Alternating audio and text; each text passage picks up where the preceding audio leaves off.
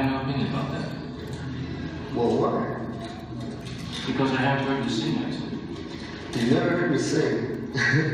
And here you are sitting here asking me all these questions. Well, what's going on? Yeah, well. Watch out.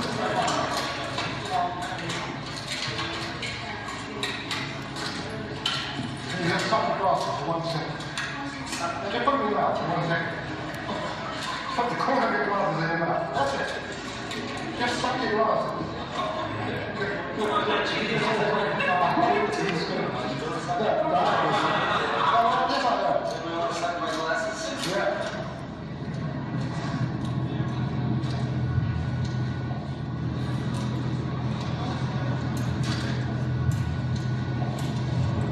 Do you agree that you should be the leader of singers with a message? No, I don't know what that is. Don't you think the first records were much better than the ones you do now? Who said that? This one here. You? Asking if he's American. Huh? You American? Yes. Well, that's why you probably think the first records are better. Why do you sing? Why? Just because I feel like singing. Parce qu'il a envie de chanter, il aime chanter. Do you have anything particularly special to express when you sing? No.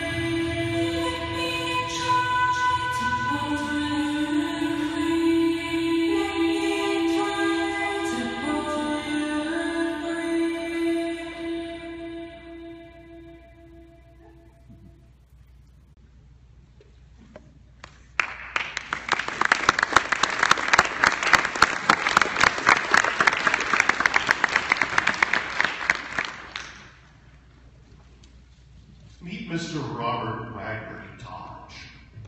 His friends called him Wag. On August 5th, 1949, Wag tried to save some of those friends. He saved himself, but he couldn't save them. Wag and his friends were a team of smoke jumpers who parachuted into the Helena National Forest in Montana to fight a wildfire in an area known as the Man Gulch. A sudden high wind blew the fire past their escape route and forced the men to climb the gulch slope to try to get away. It's about a 40-degree angle. The flames were outrunning the men, and in about 10 minutes, that fire consumed 3,000 acres. 12 of the 15 men in the smoke jumper team would perish in that fire. Wag survived it because of an idea so creative, strange, and unexpected that none of his friends saw its wisdom in time. But what a learning outcome that was. In a 2008 New Yorker magazine essay recounting this event, science writer Jonah Lehrer named this particular kind of learning. He called it insight. Insight is an interesting word. You can see how the insight played out here. Fires coming up with a strong wind. And what Wag did was stand there in that moment and do something that no one could quite understand or believe. He threw a match out ahead of him and started another fire. He had the insight that once that fire had burned, he could go lie down in the ashes of that escape fire, and the fire might just pass over him. That is, in fact, what happened. But the learning happened so suddenly, the insight was so strange, that none of the men he called to would come and lie down in those ashes with him. And so they perished. Insight. It's a Teutonic word. We get it from the Scandinavian. It comes all the way up to the German Einsicht. And if you do the Google command etymology space insight, you find a lot of interesting information like this, but also the frequency of use in the corpus of English writing that Google has digitized. They've digitized some substantial percentage now, enough to be able to look at word frequency over time. And I think we can see that the use of insight, and perhaps the need for insight, has grown very rapidly as our civilization has grown more complex, as what we ask of citizens has become more involved. Always valuable, this insight. Never more than now. Google will give us some definitions as well. You'll notice something right away. All the examples, until we get to the last one perhaps, are right out of higher ed. How interesting. The capacity to gain an accurate and deep intuitive understanding of a person or thing. For example, I didn't write this, I just found this. This paper is alive with sympathetic insight into Shakespeare, or the author formerly known as Shakespeare. If only it had said Milton, but we will get there. Look at those synonyms. Intuition, discernment, perception, awareness, understanding. Don't you dare put those down as learning outcomes. They're on the banned list. You know that. Learning outcomes are we did 20, now we can do 22. More beautiful words: apprehension, appreciation, penetration, acumen, perspicacity. I learned that one from my mother-in-law. I hope she was describing me, but she wasn't specific. Judgment, acuity, vision, wisdom, prescience, and the lovely informal word, savvy. Imagine your next syllabus. Students will have become savvier about John Milton by the end of this class. I like to imagine that because it means we'll all be teaching Milton in the spring. Never mind. Your insight has been invaluable.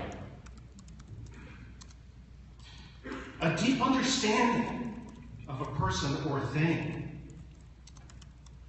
The signals would give marine biologists new insights into the behavior of whales. And you can see those synonyms again: understanding of, appreciation of, revelation about, introduction to, and the informal eye-opener. The phrase, an insight into the government. I think that makes the chart go way up like this today. And then interestingly, there's a specific psychiatric meaning. New understanding by a mentally ill person of the causes of their disorder.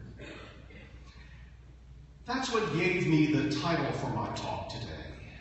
Insight-oriented therapy, it turns out, relies on conversation between the therapist and the client. Imagine that, conversation between the therapist and the client. Will it scale? Can we afford it? Those insights, they're just too dear. It helps people through understanding and expressing feelings, motivations, beliefs, fears, and desires. Client success. This is not to downplay the importance of psychopharmaceuticals. I have many friends and loved ones whose lives have been made substantially better by advances in the chemicals that will alter the chemical imbalances in their brains. And yet it's worth thinking a moment about some of the scaling strategies that serve moneyed interests in that mental health success enterprise. About how much easier it is to give someone a pill than to talk to them. About how the pills will scale. The insight-oriented therapy, that takes time. It's not as guaranteed. And yet some recent research is suggesting that it actually is more sustainable than any other form of cognitive intervention. Something like that happens in good teaching and learning as well. At least I think so. The other source for today's talk is a fantastic article. None of it plagiarized as far as I can tell. I know there was some difficulty with Mr. Leo along those lines. But this is in the 2008 New Yorker, the Eureka Hunt. And it isn't just where do good ideas come from, it's why do good ideas come to us when they do? Which is a very interesting question. Lehrer explores what he calls the insight experience, which has several stages. The first thing you do is concentrate. You work hard. You get up early, you get whatever it is that gets you going in the morning, and you focus. And then you begin to search around. All right, now I'm focused. Now I have my attention where it needs to be. Think. And then you hit a mental block or an impasse. As one of Lehrer's neuroscientists said, what your brain comes up with will almost always be wrong at first. So you hit that wall, you hit that block, after you've concentrated, after you think.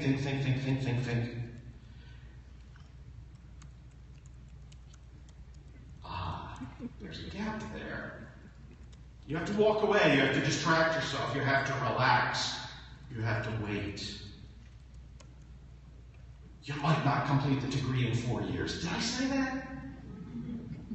And then the problem has been solved. The tense there is deliberate. It's not that you've solved the problem. What happens on the other end of that insight experience, Jonah Lehrer and his neuroscientists tell us, is that you have a sudden sense that the solution occurred already. It doesn't come into your mind necessarily as a new thing. Your mind reacts to the thing that somehow it recognizes has already occurred. And you get that feeling of inevitability, and that's the aha moment. That's the light bulb switching on. That's the moment of insight. And that gap in between walking away, distracting yourself, and relaxing could last years. There are some insights I'm still waiting on. And if I get them, I'll be sure to work them into a future talk somewhere. But that moment where you can't push it, you can't force it, and you can't know. On the other side of that gap, maybe, you get that moment in which you say to yourself, how could I not have known that? What happens in that gap? There's one of the things that happens in the gap. You can see I'm a great advocate of puzzling things. That's a fMRI, functional magnetic resonance imaging image. And you can see where the blood flow is, right? That's what shows up in that heat map. There's a little space. Well, why give you my Miltonist's paraphrase? Let's go straight to the side. It's a small fold of tissue on the surface of the right hemisphere, the anterior superior temporal gyrus, everybody right there. The ASTG became unusually active in the second before the insight. The activation was sudden and intense, a surge of electricity leading to a rush of blood. Previous studies have linked the area to aspects of language comprehension, such as the detection of literary themes and the interpretation of metaphors. A related area was implicated in the processing of jokes. These linguistic skills, like insight, require the brain to make a set of distant and unprecedented connections. I like that for a learning outcome. Students will have made distant and unprecedented connections by the end of their course in Milton, or whatever it is other people teach. Cells in the right hemisphere are more broadly tuned than cells in the left hemisphere, with longer branches and more dendritic spines. What this means, one neuroscientist said, is that neurons in the right hemisphere are less precise, but better connected. So that's the first thing that happens. The sudden rush of blood, a lot of activity right here. I guess if you're left-handed, maybe it's over here. And the next thing that happens is that. It's your gamma waves, people. Some of you may be in a great alpha state right now, so if somebody's drifting off, please don't bother them. They're in a great relaxation state, and they probably have a gamma wave moment in a moment. Okay, so just let them dream, and at the end, they can explain the talk. To me, at least. So you have alpha waves, and beta waves, and you have gamma waves. And the gamma waves are the strongest and most electrically intense EEG moments. that you can have. It would be great. I don't think Apple has made one of those yet. You know, does the Apple Watch do EEGs yet? I'm waiting. It would be great if every time you had that gamma wave thing, your wrist would go off, right? People could tell. Better than galvanic skin response. You can see it there. That's actually where the insight goes incandescent, Jonah Lehrer says. And here's the precise explanation. 300 milliseconds before a participant communicates the answer to a puzzle asking for insight. The EEG registers a spike of gamma rhythm, which is the highest electrical frequency generated by the brain. Gamma rhythm is thought to come from the binding of neurons as cells distributed across the cortex draw themselves together into a new network, which is then able to enter consciousness. And all of this happens before you actually blurt out, "Oh!" or "Aha!" All of this is your brain getting ready to tell the somewhat slower but more articulate part of your brain, you may now say, "OMG!" This is a good thing. You want those waves. You want that blood to flow here or over here for the 10% of you, and so forth. You want that to happen. And we know that neurons that fire together wire together. This is sustainability, people. Earl Miller, a researcher at MIT, tells us that the brain cells have been altered by the breakthrough. An insight is a restructuring of information. It's seeing the same old thing in a completely new way. Once that restructuring occurs, you never go back till you advance a grade. So here is Earl Miller winning a prize just yesterday, which I think confers an enormous amount of credibility on the things I'm trying to say. Also, he appears to be able to make cats materialize out of his monitor. This insight, this experience of perspicacity, that aha, the brain going incandescent. There's science behind it. There's myth behind it. There are folk tales behind it. You may have felt this way several times in your lives. And when I first, in the classroom as a teacher, saw it happen in front of me, that was it. I was addicted. I had a sudden rush of blood to this place right here as I saw that happen in the classroom. And I don't know if I blurted anything out or not. We get trained to be well inhibited as teachers. But OMG, what a moment. I didn't necessarily see it coming. I tried to get out of the way. This happens all over the place. It happens in ways that are spectacular and completely unsuspected. Linda Ronstadt will now tell us about one such moment. He came to play with me on the record. He came up and he threw these parts down very fast. He did them in sets of four vocal tracks at a time, of all synchronous vocals. And then he would do four more on the next harmony part, four more on the next harmony part. He clearly was thinking orchestral parts all the time. And occasionally he would get stumped at one of the harmonies. And then this battle would start to rage in his head. He'd say, "You can't get it right. Well, you have to get it right. Well, you just can't figure it out, can you? Well, just have to go to the piano." And he would go over to the piano and he would sit down. We were recording the Shubert songs, very complex, a lot of chord changes, a lot of passing tones. He would sit at the piano and play a boogie woogie song that has two chords in another key, and just rage on the piano for about 2 or 3 minutes. And then he would stop playing and he would walk back to the mic and he would just throw the parts down that fast. And clearly, while he was playing this boogie woogie song on the piano, he was figuring out these very complex harmony clusters in some other part of his brain, in another key, in a completely different genre. And that just, I was just staggered. You know, it showed me that there's this infinite number of ways to replug your neurological connections up there, and that somehow the electricity flows through that kind of music. It's just music that he needs. So that's Linda speaking about Brian Wilson picking up the good vibrations. That's how that worked. She'd have to witness it in the studio, and she was staggered. And for someone like Linda Ronstadt to be staggered by another musician, that's way up on the staggering scale, I would say. But you can do this in any number.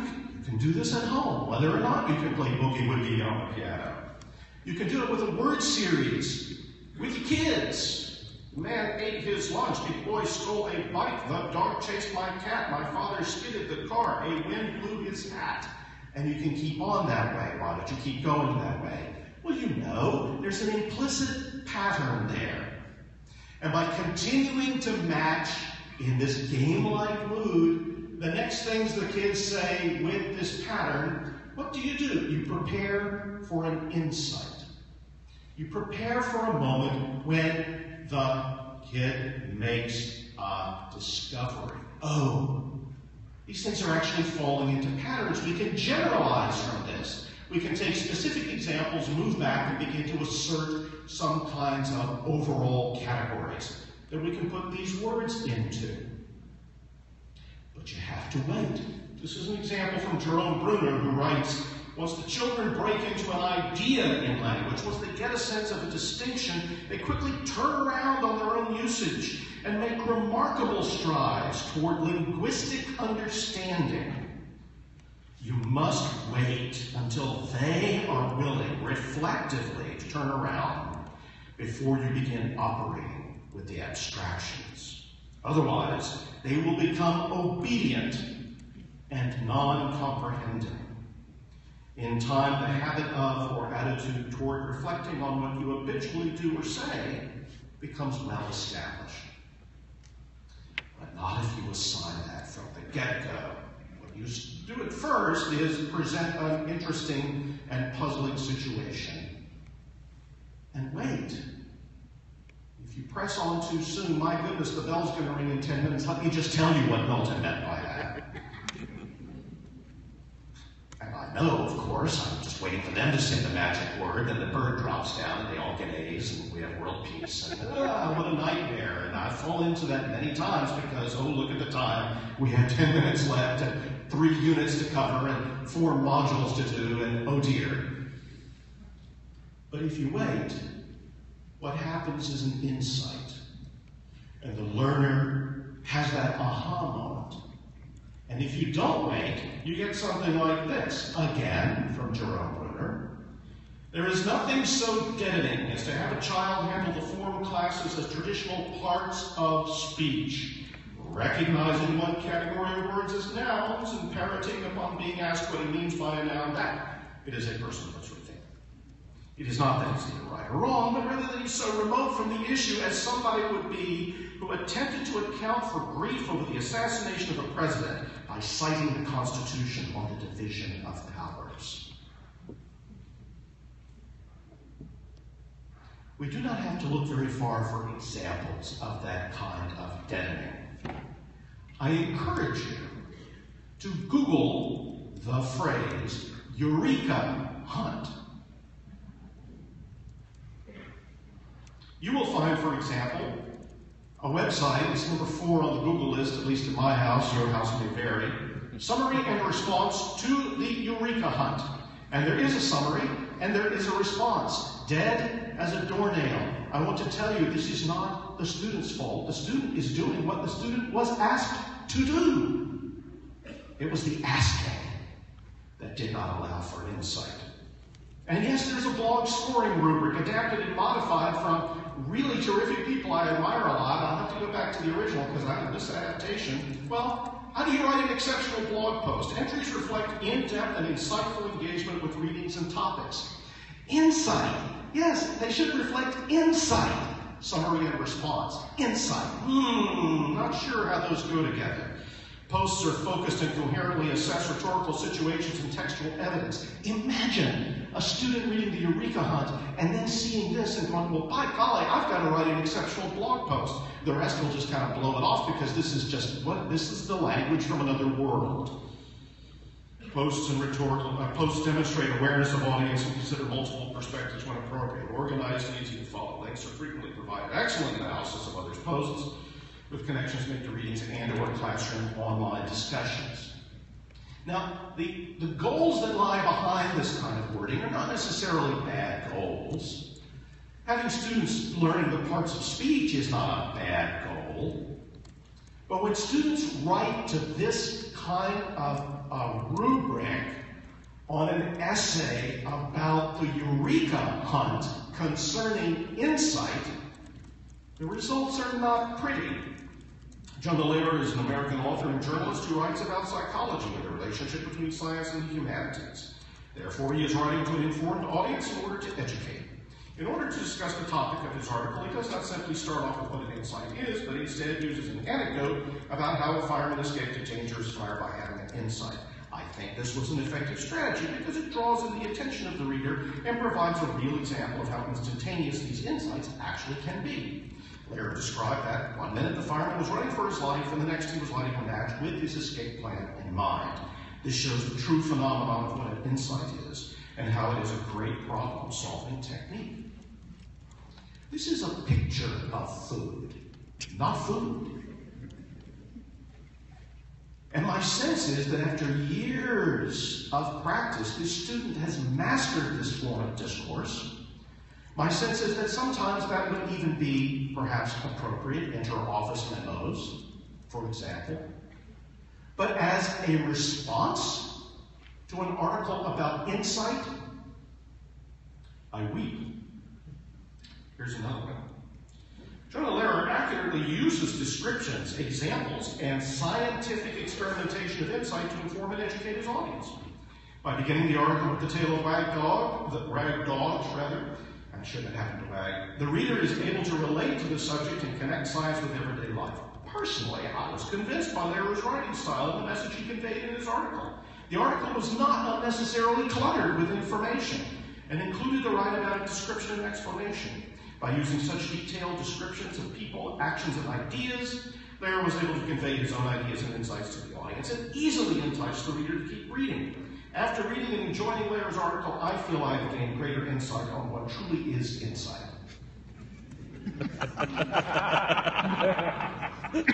Now, I want to be as clear as I can possibly be. My object is not to mock student writing. My object is to say, does anyone see anything wrong with this picture? Go read the Eureka Hunt about insight. Write a summary and a response.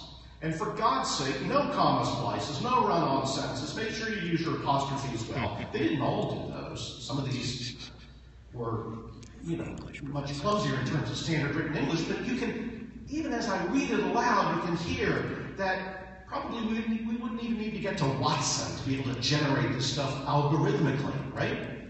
And somewhere right now, some pioneer, probably 18, maybe 15, is figuring out a way to write an algorithm to produce summaries and responses based on rubrics and the ingestion electronically of Jonah Lehrer's article on the Eureka Hunt. There are other things to do, especially when it comes to insight. But this is counterintuitive. One of the surprising lessons of this research, Lehrer writes, is that trying to force an insight can actually prevent the insight. While it's commonly assumed that the best way to solve a difficult problem is to focus, minimize distractions, and pay attention only to the relevant details, this clenched state of mind may inhibit the sort of creative connections that lead to sudden breakthroughs. We suppress the very type of brain activity that we should be encouraging. Not only does the clenched state of mind inhibit those kinds of creative connections, it actually spawns various kinds of industry. You can find these online. For example, a little farther down the Google search, you'll find flashcards on the Eureka Hunt.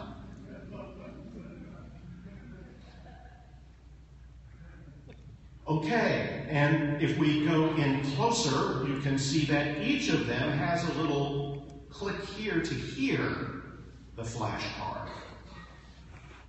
And when you click on it, it's a robot-generated voice. And when you hear the robot-generated voice, it gives you an insight into flashcards on the Eureka Hunt.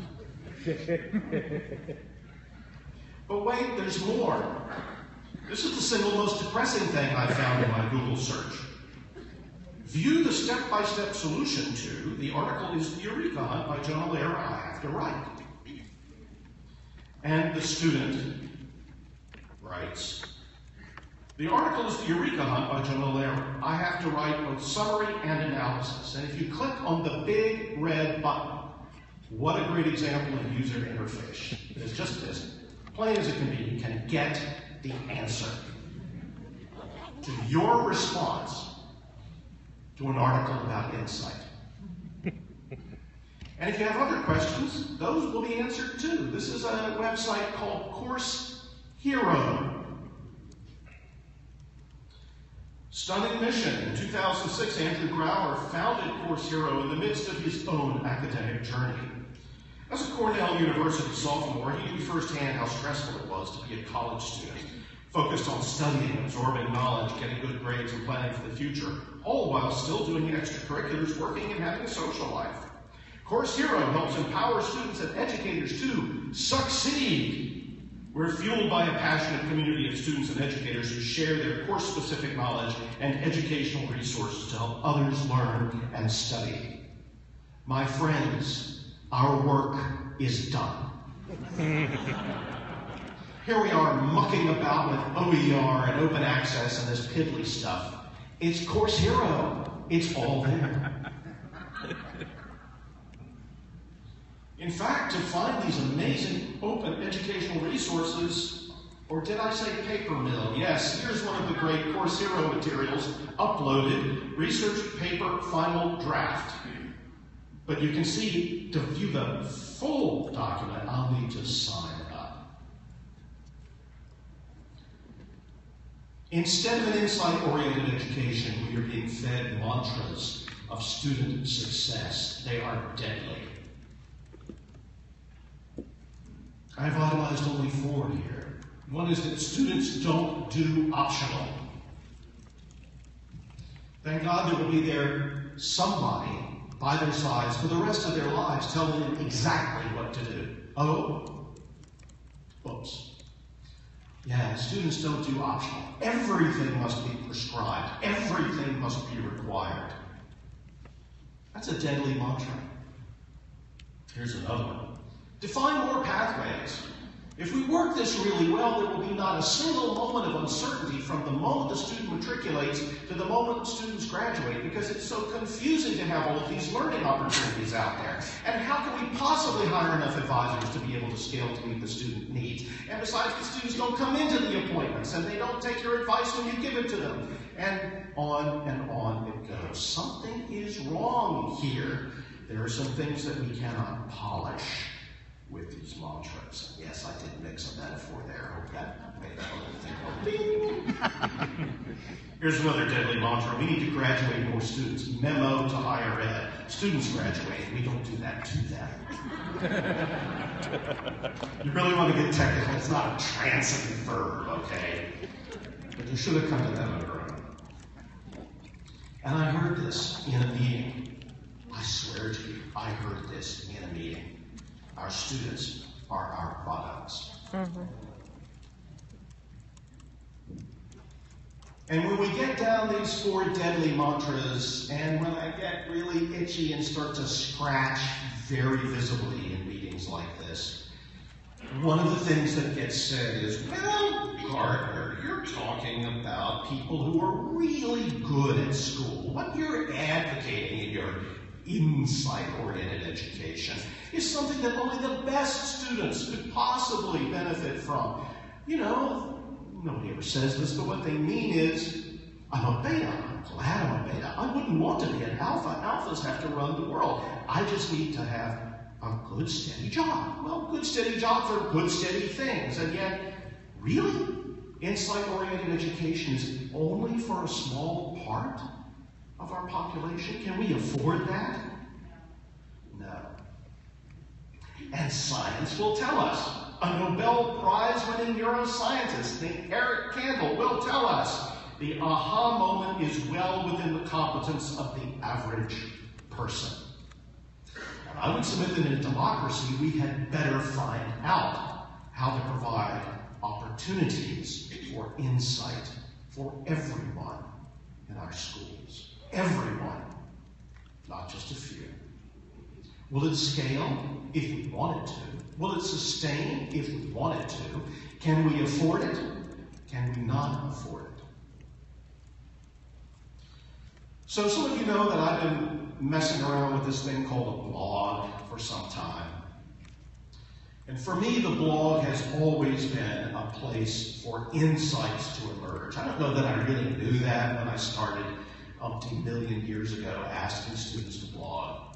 But what I did know is that I never again in my career wanted to read a paper that began, for hundreds of millions of years, all over the world, men and women everywhere have ...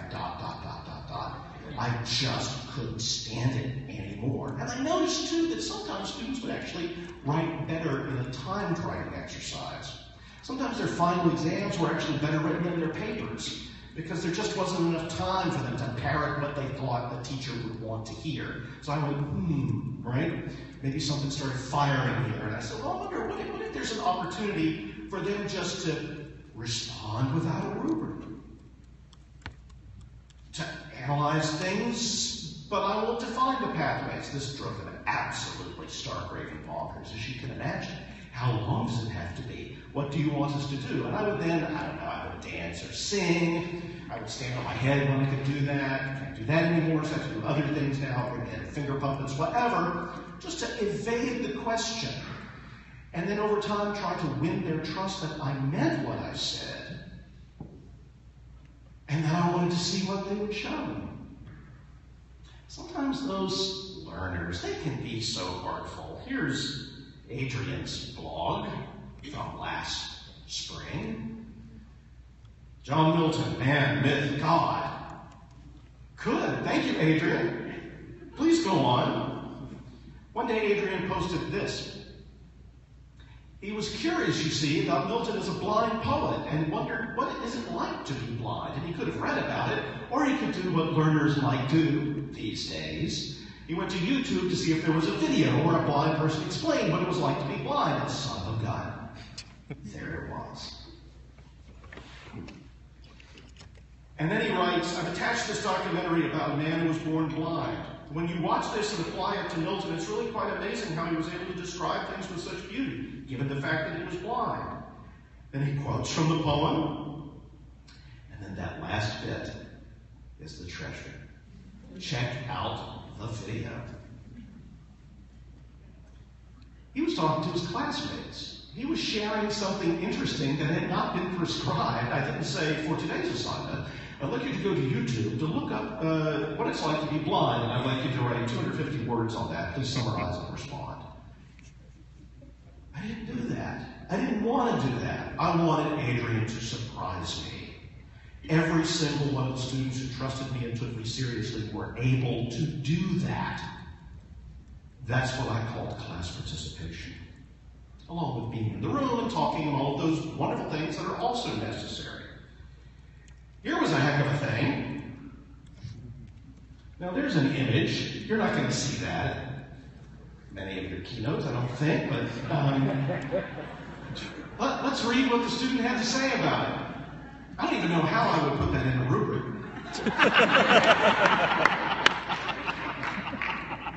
But thank goodness it appeared. When I speak of the cultural phenomenon of placing femininity and cisgender womanhood in line with Satan, temptation, and sin, I mean images like the one below, and the beliefs therein that are often more implicit, though definitely seen and felt throughout American culture. As in, to bring back the Kanye post from a few weeks ago, folks see Kanye often as having been ruined by Kim Kardashian, as if he is not accountable for his own actions. Or more generally, when a man like a pastor who's considered good and pure is found to have been sexually impure or whatever, the women are blamed, despite clear-cut examples of the man having been manipulative of the women, etc. The resemblance to the current campaign season is completely unintentional. The picture is, of course, an apple representing the fruit Eve ate, and the snake, obviously Satan, coming out of the apple, which looks very much and deliberately like a vagina. Holy mackerel! Note to self, insight has occurred. And that's the title of LG's blog, which is marvelous in its minimalism, its simplicity, its assertiveness. LG Parker, have a rubric. It's a blog post. It's called The Reverend Asked Me a Question. You can look it up. I am completely specific about everything I would like a blog post to represent. You may modify and adapt it, or you may reject it. But what happened was the Reverend Jim Broom was out at a dinner, and we were all there, a bunch of us from DTLT land back in the day at Mary Washington. And he just looked at me. He said, "So, what exactly do you tell students about their blogs? How do you even think about that?" And I went home, and I woke up suddenly in the middle of the night, and I thought, well, okay. And then I just started writing, and writing I did. And this is my favorite comment ever. I've said it before, and I'll say it again. My favorite thing about blogging for your classes was being encouraged to take an active role in my own education. I wasn't trying to do that. I just wanted something real to happen in that room. The room being the World Wide Web, the room that we share. We're going to explore some of these topics, these issues, these questions in an open education, connectivist, open online course in the spring. You're all invited. It's going to be January 22nd through May 6th. We're going to be doing it as part of AAC News Faculty Collaborative's effort. And in that course, at least for me, I don't want to critique anything or critique any interrogation or make anyone afraid or interrogate anyone who is afraid. I don't want to think critically about critiquing interrogation. I ain't looking to block you up. Shocker, knocker, block you up. Analyze you, categorize you, finalize you, or advertise you. All I really want to do is maybe be friends with you.